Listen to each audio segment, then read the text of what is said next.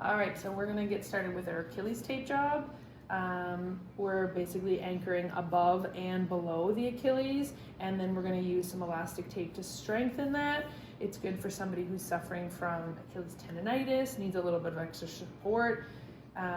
You're looking to find what the painful range of motion is for that Achilles. If they're limited in their dorsiflexion, then we can create that restriction so they don't actually get into that painful range of motion.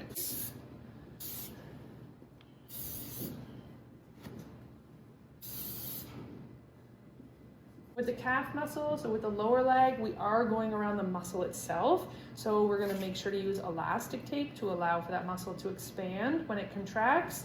You want to aim to be just over or just proximal to the widest part of the gastroc so that the tape has something to grab onto. If you're too low with this tape job, it slips really easy. So you wanna look and see the widest part of the gastroc, and then your first anchor is gonna be just above that, okay?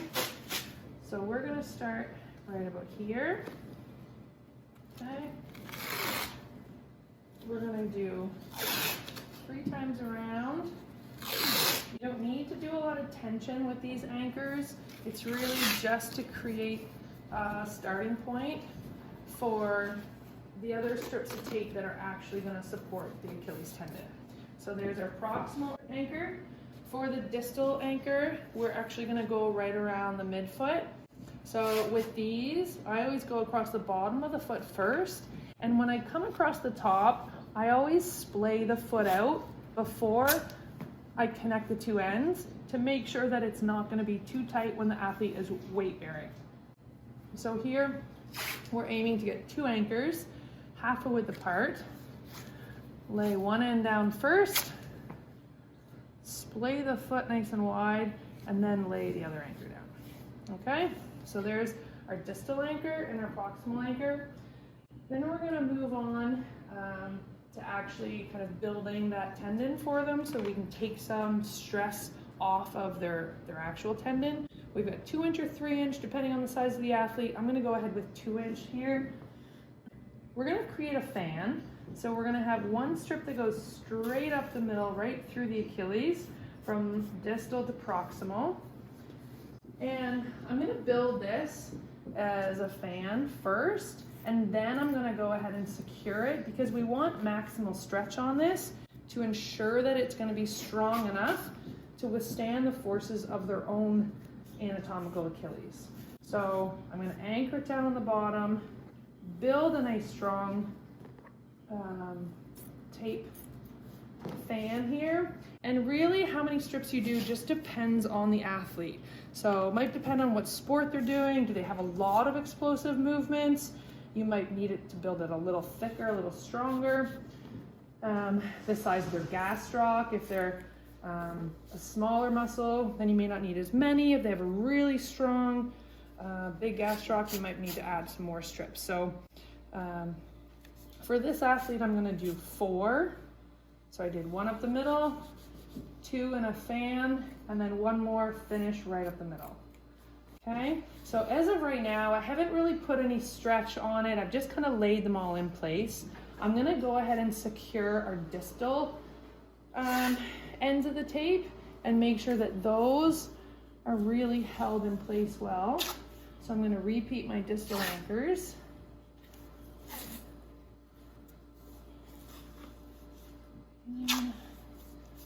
I'm gonna follow up with 3.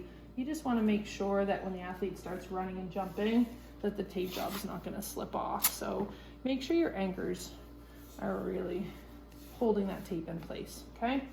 So now from here, we can actually play with this little fan that we built and figure out how much restriction the athlete needs. So the motion that we're restricting is that full dorsiflexion. So 90 degrees here at the ankle is usually where I start with an athlete. That's pretty moderate amount of restriction.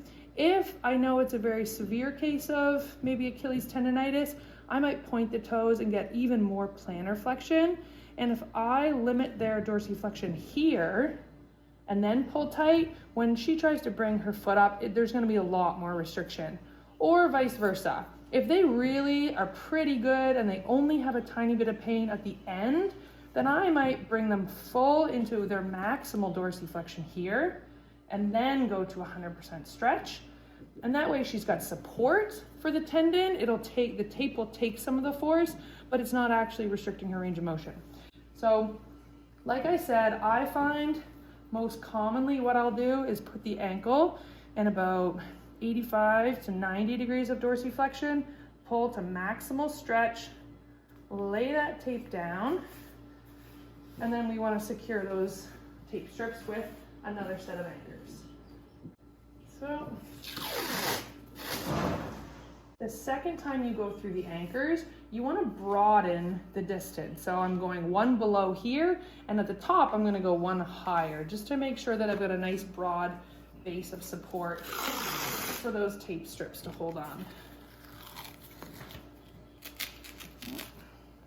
I'm going to need a new roll of tape here.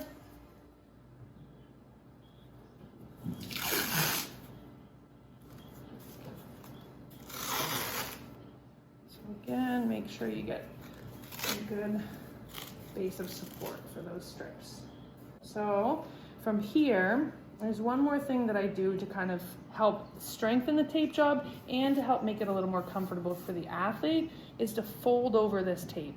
So right now the back is sticky, and so it might irritate them when they're running, but if we fold the edges in, we're covering up the sticky surface on the back, and we're actually increasing the strength of this tape, okay?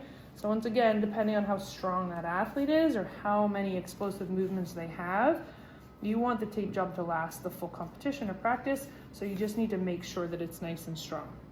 So I fold it over, it's no longer sticky back there, it's not going to irritate their leg, and it made it nice and strong for them. And that is an Achilles tape job.